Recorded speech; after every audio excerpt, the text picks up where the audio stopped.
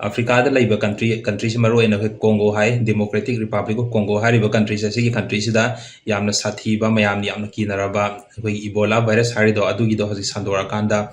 mioi kaya sibagi pauso yamna important oiba news ena hoji different media kya do phongdok na reko aduga hoji phobda virus asina siki base mioi chama ga kontra gi mathakte sikre ngasi nongmo nini sigi manungda aduga mioi kaya man hoji virus sina khalla kanda hoji mioi kaya ma layeng bagi susa thari habagi pau sum yaure ko aduga maro ena hoji sigi Ebola virus sigi matang sa ina maro ena mayam da share taw jari sina kaino har kanda hari virus se yamna sathi virus makhalla mane ko habadi kai gumbai any person ama sigi virus sina sokragadi mahak se siba yabagi chance 90% chance layeba haiba misak to virus ne changragadi ma sibagi chance adun yamna sathi virus ne ko aduga virus se maro ena hojik kenogi Congo haiba country se sigi mafam kharadi yamna paksana sandopagi pausu laire ko aduga mafam sida chatlubai hoigi USA gi doctor amaso marksi infect tawre habadi khangdaba adubo ngasai mafam sida chatlura kan ma se USA da hala kanda masi adumaina test tawda positive oira matungda masi hojik tongan mafam thambagi wari sudum yaure adun yamna hojik yamna sathiba virus ne ko sigi virus se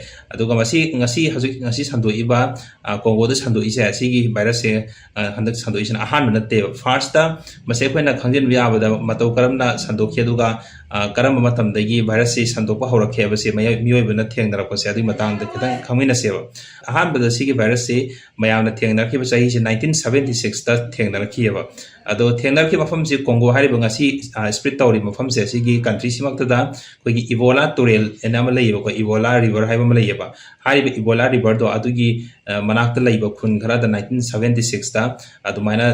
sandora kanda matam dagi mi yamna paksana sigiba tanjami yaukhiba ko adugi sahi duda adagi ahan boina khangba hokibne basigi virus sigi tasengna lei habase adugi matungda kayama so hanjin Africa gi Congo ho natna topa Africa gi country kya da so koi hanjin adum outbreak tawro kanda miyo kya sibagi adum pausu lei khre aduga khwaidagi no boina ngasi muka hori sineba Congo da aduga sigi virus se ma se maroina kaidi sandokhe kanda sapsa magi haju phawda magi horokpham ji khangdrieba adu mayamna khoi scientist ma khaina thajaba da hoji lei se shakpi dagi lakone hai ko ahan bada shakpi dagi kogi jangan da leiba sa sing da dumaina sandu edana aduga sa sing do muka miyo baga nak naroba dagi dumaina miyo basing da muk changmani hayaba aduga sigi virus se koina maroina sandoi se koina noksita di sandok di hayaba ko confirm tawri hayaba noksita di natte kamaina sandokhe kanda ngasai gi virus se changba sa natraga mi do adu da virus yaw misak to magi fluid hai tare ne ma dagi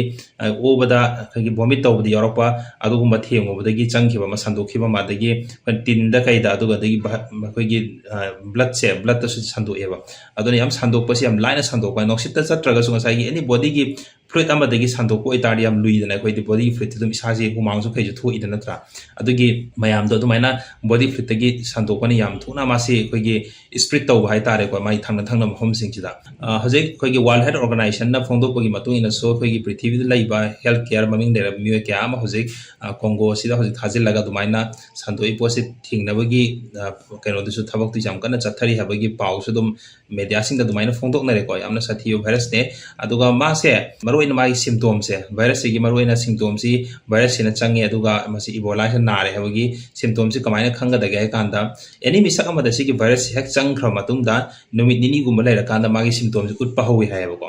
numit nini si da kamaina khoi horokan he kan de khoi vomit to bo o ba ko adagi ngasai gi puk na ba adagi thabak si na ba adagi kok chik ba dumai toroga yamna thuna ma sa numit mari manga ni manung da dumai na si hayaba symptom se utpa ga idi yamna thuna kano to ga haitare ko ma changki ba ma symptom ju ulaga dum yam thuna mi si hayaba atopa le na gumna pe tha amani ga na ga leiram ba du fem leite hayaba adagi ngasai gi sigi virus in hexang ki kanda o ba se ma i yawi hai ko o matam da ai gi manung gi internal organ se ayam bal wena man tat pa jane ba virus in haida pa jane ba duna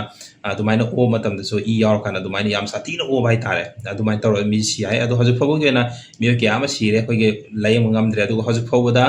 virus in changki ba mi sing da layeng na ba i ta su pu thok ngam dre ba haju phoda si gi virus lai kano vaccine si ꯂꯩꯇ꯭ꯔꯦꯕꯀꯣ ꯍꯧꯖꯤꯛ ꯐꯥꯎꯕꯗ ꯑꯗꯨꯅꯅꯤ ꯌꯥꯝ ꯁꯥꯊꯤꯔꯤꯁꯦ ꯃꯌꯥꯝꯁꯨ ꯀꯤꯅꯔꯤꯁꯦ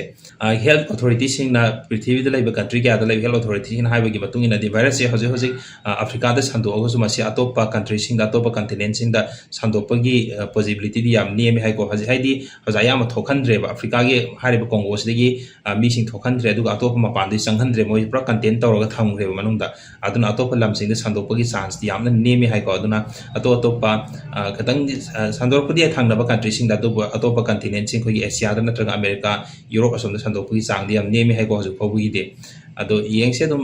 ꯃꯌꯥꯝꯁꯨ ꯑꯗꯨꯝ ꯌꯦꯡꯕꯤꯌꯣ ꯌꯥꯝꯅ ꯀꯥꯟꯅꯕꯅꯦ ꯁꯤꯒꯤ ꯁꯤꯒꯨꯝꯕ ꯑꯩꯈꯣꯏꯒꯤ ꯍꯣꯠ ꯅ꯭ꯌꯨꯁ ꯍꯧꯖꯤꯛꯀꯤ ꯑꯣꯏꯅ ꯕ꯭ꯔꯦꯀꯤꯡ ꯅ꯭ꯌꯨꯁ ꯂꯩꯕꯁꯤꯡꯁꯦ ꯃꯌꯥꯝꯗꯁꯨ